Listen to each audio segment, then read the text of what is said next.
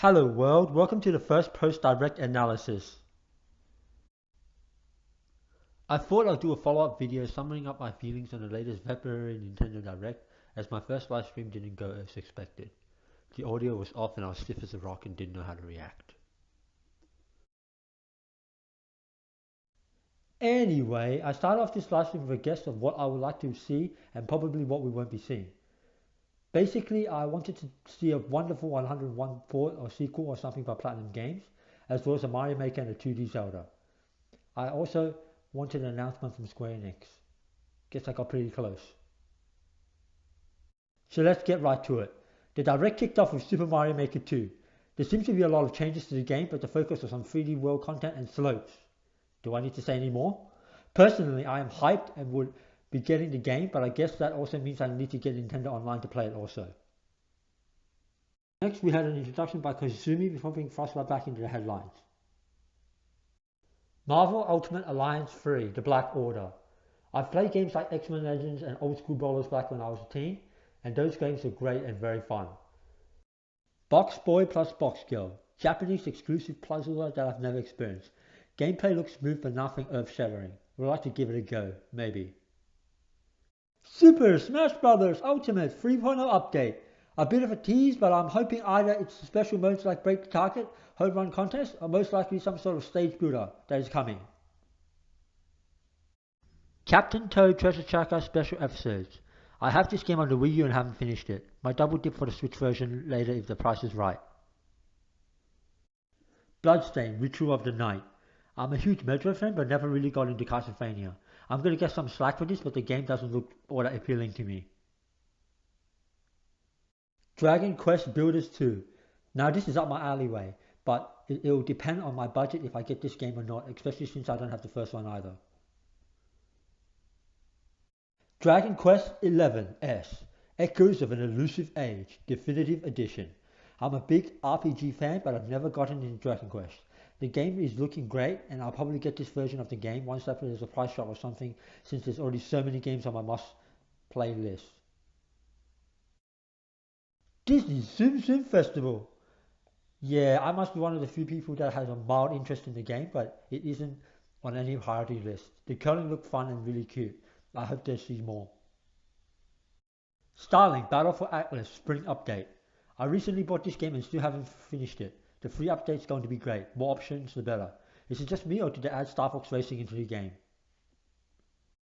Ruin Factory 4 Special and Ruin Factory 5 in development. The game is cute but it's old by now, and I don't know what to think. If it's under like 15 Australian dollars, I might consider it. Cool that they're making a Ruin Factory 5, but no gameplay means I can't judge whether I'll be getting it or not. Oninaki. Now I'm going to be honest and I'm going to say that I have very little interest in this company or their games, but it does look more interesting and promising than the previous Tokyo RPG Factory titles. As an RPG fan, I'm looking for something new yet old. Something like a traditional JRPGs with new and familiar atmospheres and concepts. I tend to like sci-fi fantasy themed games over more fantasy based ones, but yeah, this isn't my cup of tea. Yoshi's Crafted World demo. Great, another game that will be draining my wallet. Fire Emblem Three Houses. I will probably be getting the Seasons of Warfare edition at launch. I got into Fire Emblem later than most fans of Awakening since I never actually owned a GameCube. Tactics Ogre and Final Fantasy Tactics were some of my first games in the genre, but my favorite is actually the Sakura War series. So when Fire Emblem's Awakening launched, I just bought the game and limited edition 3DS XL on a whim. That's the story of how I got my 3DS. I actually misplaced my original Fire Emblem 3DS and ended up getting a new Nintendo 3DS only recently to find it again, so I've actually never finished the game and have been meaning to go back and play the older Fire Emblems whenever I can.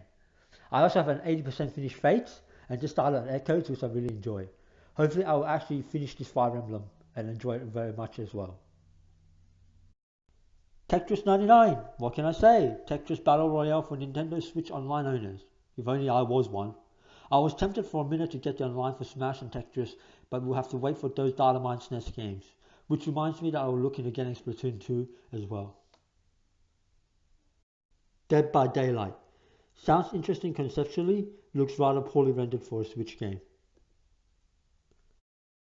Deltarune, Chapter 1! I still have to play Undertale first, that is.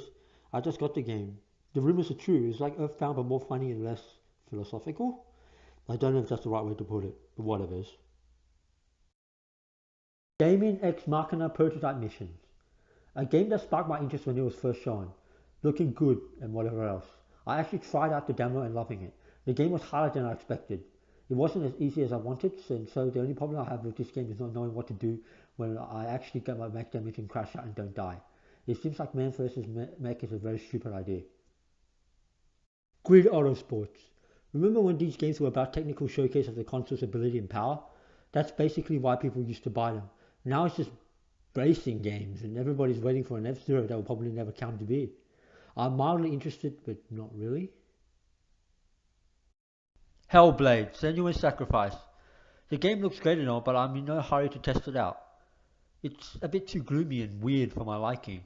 I understand the point of the game is to showcase someone's experience in psychosis, but I just feel that it isn't that accurate of a representation anyway. We then head to the final headlines of the Direct, where they showed a reel of upcoming games and their release dates. Mortal Kombat 11. I haven't played a Mortal Kombat game since the SNES days and don't plan to anytime soon, though 11 has piqued my interest somewhat. Unravel 2. Shiny game, but I'm not a big fan of platformers. I might get it if time and a wallet allows it. Assassin's Creed 3 Remastered. Game looks clunky and poorly rendered. Also, why didn't they pick the fourth one? Most probably we won't be getting this. Final Fantasy 7, Final Fantasy 9, and Chocobo's Mystery Dungeons Everybody. These classic games I've never finished or played, in the case of the Chocobo Mystery Dungeons games, are based off the flawed remake versions. I just checked the Nintendo eShop, and at 32 Australian dollars, it is too steep for these games. I might get Chocobo's Dungeon if it's decently priced, but otherwise I'll pass. Then they showcased the awesome that was Astral Chain. Platinum Games has a few optimization problems in the past with games that didn't run smoothly, but in this case the showcase looked smooth and epic without any lags. Of course, the Switch is much more powerful and the game doesn't look all that demanding. It kind of reminds me of Monolith Soft's Xenoblade Chronicles X at first, and I thought it could have been a sequel, but the gameplay was too action-packed for it to be Monolith. I'll be getting this game probably at launch. And finally, they ended it with The Legend of Zelda Link's Awakening. Man, I am speechless.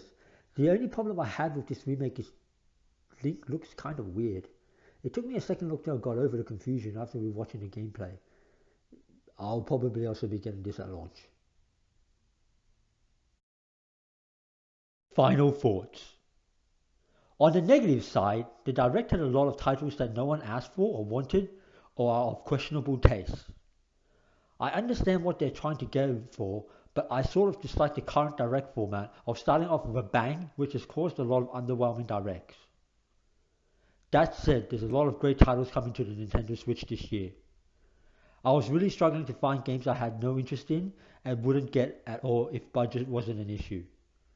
Just this Direct alone, there's a total of 9 games I would like to get, with more on the fence, all but due to budget constraints of my wallet and those of the average consumer.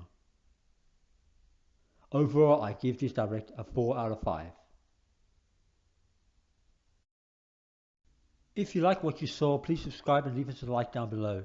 Have a favorite game you want us to review or a JRPG you recommend? Leave a comment or send us a message via social media. That's all for today. Bye for now and see you next time.